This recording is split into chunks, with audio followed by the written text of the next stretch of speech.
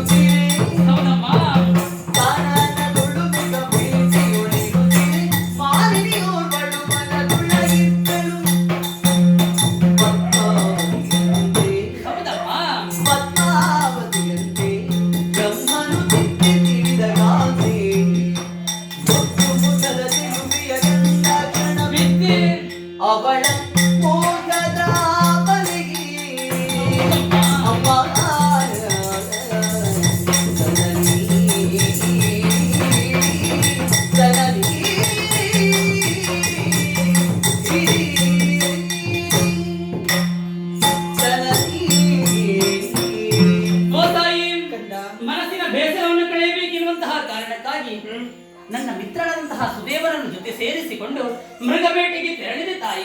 ಮನ ಬಂದಂತಹ ತೆರದಲ್ಲಿ ಮೃಗಬೇಟೆಯನ್ನು ಆಡಿ ಸುಸ್ತಾಗಿ ಸ್ವಲ್ಪ ಹೊತ್ತು ಮರಕದ ಕೆಳಗೆ ವಿಶ್ರಮಿಸುತ್ತಿರುವಂತಹ ವೇಳೆ ಅತಿ ರೂಪಸಿಯಾದಂತಹ ಹೆಣ್ಣೊಬ್ಬಳನ್ನು ಕಂಡೆಮ್ಮ. ಯಾರು ಕಂದ? ಪರಿಚಯ ಕೇಳಿದೆಯಾ? ಮಾತಾಡಿಸಿದೆಯಾ? ಹೌದಮ್ಮ. ಯಾರು? ಅವಳು ಇಲ್ಲಿಯವಳಲ್ಲ, ತೋಂಡ ದೇಶದ ಆಕಾಶರಾಯ ಮತ್ತು ಧರಣಿದೇವಿ ಸುತಿಯಂತೆ, ಹೆಸರು ಪದ್ಮಾವತಿ ಅಂತೆ. ಅವಳನ್ನು ನೋಡಿದ ಕ್ಷಣವೇ ಅವಳ ಮೋಹದ ಬಲಿಗೆ ಸಿಲುಕಿ ಹಾಕಿಕೊಂಡಿದ್ದೆ ನಮ್ಮ. ಅದಕ್ಕೆ ನೀವೊಂದು ಉಪಕಾರ ಮಾಡಬೇಕು. ನೇರವಾಗಿ ತೋಂಡಾದೇಶಕ್ಕೆ ಹೋಗಿ ಆಕಾಶರಾಯ ಮತ್ತು ಧರಣಿದೇವಿಯಲ್ಲಿ ಸಕಲ ವಿಷಯವನ್ನು ತಿಳಿಸಿ ನನ್ನ ಮದುವೆ ಮಾಡಿಸ್ಬೇಕಮ್ಮ. ಕಂದ, ಮದುವೆ ಯಾಗುದಿಲ್ಲ ಸರಿ. ಅವರು ಅರಮನೆಯಲ್ಲಿ ಇರುವರು, ನಾವು ಗುಡಿಸಲಲ್ಲಿ ಇರುವವರು. ಮದುವೆಗೆ ಹಣ ಬೇಡ್ಬೇಕಂತ ಅದಕ್ಕಾಗ ಯೋಚನೆ ಮಾಡ್ತಾ ಇದ್ದೀನಿ. ಮಾಡ್ಬೇಕು, ಬೇರ್ನಲ್ಲಿ ಸಾಲವನ್ನು ಪಡೆಯೋಣ. ನಿನ್ನ ಇಚ್ಛೆ ಏನು ಸರಿ, ಸಾಲ ಪಡೆಯುವುದು ಸರಿ. ಈ ಸೌಭಾಗ್ಯ ಒಂದು ಬೇಕು ಅಮ್ಮ.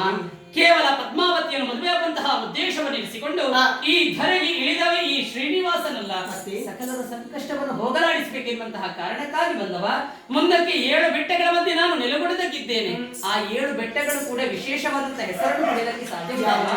ಆ ವಿಶೇಷದ ರೂಪವನ್ನು ಹೊಂದಿದ್ದರಿಂದ ಶೇಷಾಚಲ, ವೇದಗಳು ನೆಲೆಸಿದರಿಂದ ವೇದಾಚಲ, ಅಂಜನಾದೇವಿ ತಪಸ್ಸು ಮಾಡಿದರಿಂದ ಅಂಜನಾಚಲ, ವೃಷಭಾಸುರ ಮೋಕ್ಷವನ್ನು ಹೊಂದಿದರಿಂದ ವೃಷಭಾಚಲ, ಆದಿಶೇಷನು ವಾಯುದೇವನು ಹೋರಾಟ ಮಾಡಿದ ಸ್ಥಳವಾದರಿಂದ ಆನಂದಗಿರಿ, ಗರುಡನು ಒಂದು ಪರ್ವತವನ್ನು ಬೇರಾಗಿಸಿದರಿಂದ ಗರುಡಾಚಲ, ಸಕಲರ ಸಂಕಷ್ಟವನ್ನು ಹೋಗಲಾಡಿಸುವ ವೆಂಕಟಾಚಲ ಎಂಬ ಹಾಗೆ ಸಪ್ತಗಿರಿಯ ಮಧ್ಯದಲ್ಲಿ ನಾನು ನೆಲೆಗೊಳ್ಳದಕ್ಕಿದ್ದೇನಮ್ಮ.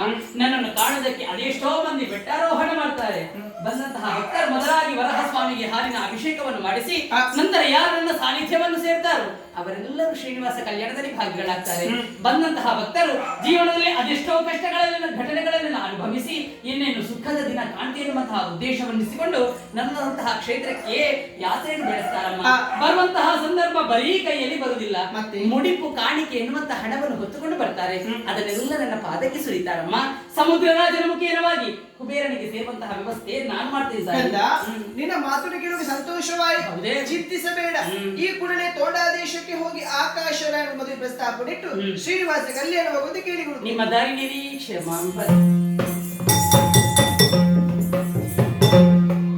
ತುಂಗಾ ತೀರದಿಂದ ಸುಯತಿ ಬರಲಿ